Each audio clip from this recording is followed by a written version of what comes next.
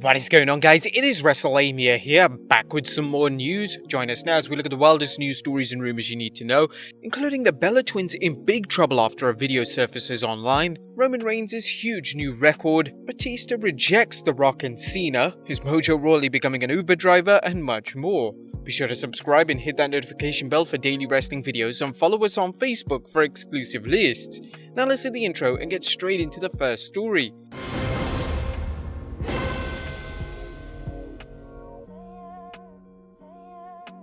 Our first story looks at the Bella twins in big trouble after a video surfaces online.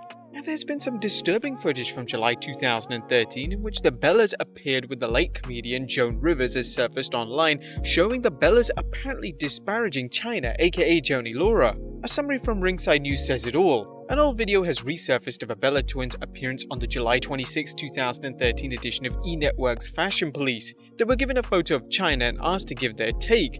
This is when Nikki said they don't know whether China was a man or a woman. Then Joan Rivers grabbed the photo before the late comedian cracked a joke saying, "To say she is butch, I hate to say that, but her vagina has a penis." The crowd laughed a lot at that joke at China's expense. Based on the video clip, Brie appears to be silent other than laughing at her sister's remark. Now, of course, this is before China had passed away, but these comments are pretty disgusting and has led to a lot of backlash online. From the official Twitter page of China, they mentioned that video from Bella twins is disrespectful. China would have been hurt by this, but we will just show love. I removed the previous tweet as they don't need to receive so much hate. I just hope they are sorry. We will run this page and campaign with light and not hate. What do you guys think of the remarks? Yes, this was before China had passed away, but they're still very disrespectful to her. Next up, Batista rejects Rock and Cena. A former WWE superstar Dave Batista has joined the ranks of fellow WWE wrestlers Cena and Dwayne "The Rock" Johnson in heading to Hollywood and becoming a star, but he recently made it clear that he wants no part of any films with The Rock or Cena in them. Batista, who has appeared in a number of films such as Guardians of the Galaxy, Spectre, and the recent Army of the Dead, was recently asked how he felt about teaming up with Cena or The Rock in a film, to which he replied, "Nah, I'm good." Batista followed up with a tweet featuring him in a variety of film roles with the following message: "I figured a visual reference might help. I just prefer not to be lumped in, nothing personal." Batista has repeatedly said in interviews that he wants to do a wide range of roles in the film. This comment suggesting he feels that Rock and Cena do same types of films. Although Batista has starred in either action films or comedies, his interview suggests he's hoping to do some dramatic work down the road. The bigger question is whether Big Dave is throwing shade at the type of films that The Rock and Cena have been in. What do you guys think of Dave Batista's comments? Would you guys like to see all three wrestlers in one single movie? Kinda cool, actually.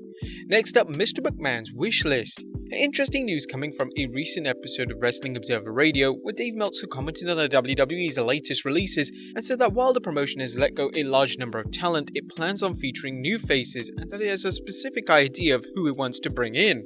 The guys it got rid of were the guys that weren't going to, they weren't going to do anything with the guys, and they were mostly older guys. I know there is a movement to bring in younger and bigger guys. That's like the big thing right now there. 26 and under, over 220 pounds, that type of mentality again. Meltzer explained the apparent McMahon mindset. Whenever business is bad, or whatever you want to call it, let's say popularity is so-so at this point. You can't say business is bad. I mean, in traditional metrics, it's not great, but whenever that happens, Vince is always going to go back to his intuition, which is always, we need bigger guys. The WWE almost always has been a big man's world with a few exceptions, and recent experiments with small wrestlers such as Kofi Kingston and Daniel Bryan, although even then big men still dominated. Hopefully the WWE will spend more time scouting talent and avoid recruiting duds like Lars Sullivan. What do you guys think of Vince McMahon's alleged desire for larger wrestlers is another sign that he's stuck in his old ways? Let us know in the comments down below. Next up, Roman Reigns' record. Congratulations to Universal Champion Roman Reigns, who has now recently achieved his 300th day as Universal Champion. It may seem hard to believe that the Tribal Chief has held the belt this long, but his win at 2020's Payback began the impressive title reign that is second to only Brock Lesnar's 503-day reign as Universal Champion. The way Reigns has been booked, it's entirely possible that he could tie or even break Brock's record. You'll likely recall recent rumors they want to protect Reigns, and there's no indication it has someone in mind to unseat him for the championship.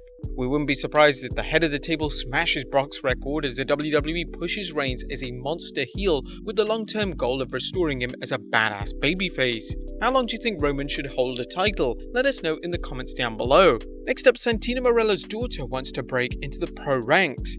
Santino Marella's daughter Bianca Corelli apparently wants to follow in her famous father's footsteps in the squared circle. Corelli, who was about to complete her degree in biology, spoke with Chris Van Vliet about her goals. "I want to be in Florida wrestling as a career. It would be nice to be with one of the major companies. I also want to do something that advocates for the environment, which is a huge passion of mine.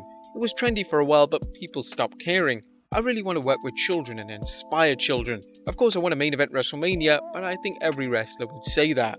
In addition to her academic studies, Corelli has been training as a professional wrestler and spoke to Van Vliet about a 2019 WWE tryout, an effort she made despite only having wrestled less than 15 matches. A lot of it was keep working and get more experience. "I know my mic skills are pretty solid. It was really just the wrestling aspect of things.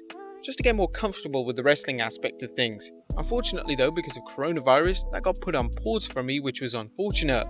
Last year when the coronavirus hit, I had so many matches lined up. It was unfortunate that it happened, so I had to find another way to improve. I studied my own matches, stayed in shape and thought of ways to rebrand myself.